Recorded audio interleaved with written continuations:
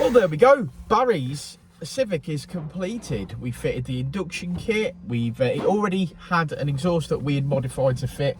So it's the Tegiwa 70mm actually from an FN2, and we've modified that to fit this car because this is a 1.8, the R18. Yeah, it mapped up.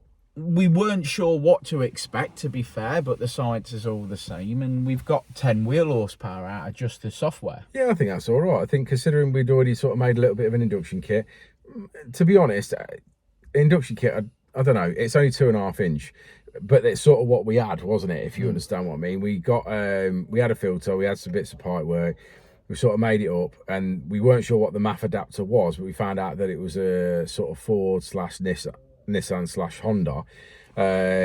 We obviously, because we've only got a certain amount of time to obviously do this car, we had actually got a K&N plastic adapter to go into that off an induction kit. So we sort of used that.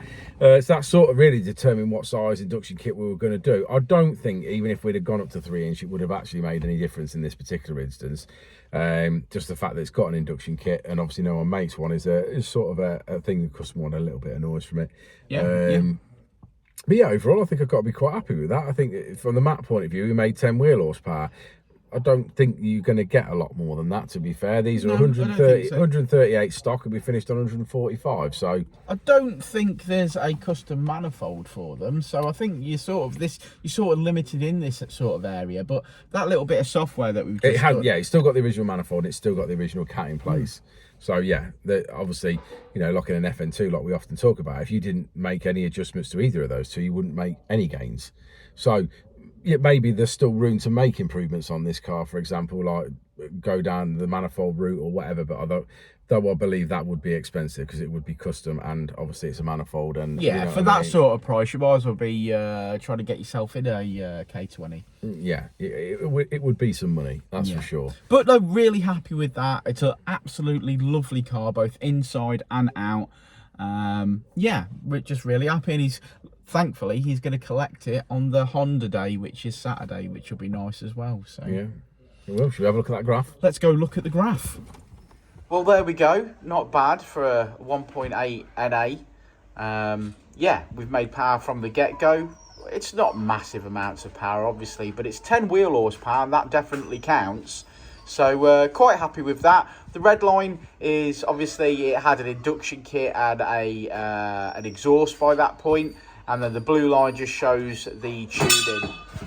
And there we go. We finished on 145, which is 113 at the wheels. Happy days. Thanks for sticking around to the end of another video, guys. Like and subscribe and all that jazz. If you've got an R18 Civic, so that's your Type S and this one, yeah, give us a shout. We can make a custom induction kit. We can modify exhaust to fit. There's definitely options for suspension and clutches and servicing. Whatever you need, we can do it. But yeah, thanks again, and we'll see him on the next one, won't we, Jeno? We will indeed. We will indeed.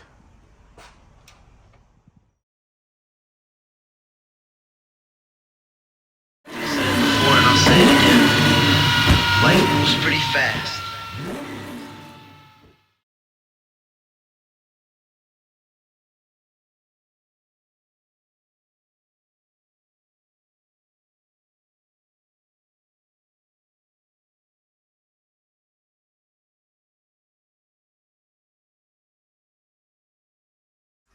Hey, it's your boy Danny at Dynodaze. Just to let you know, every last Saturday of the month is a Honda meet at Dynodaze.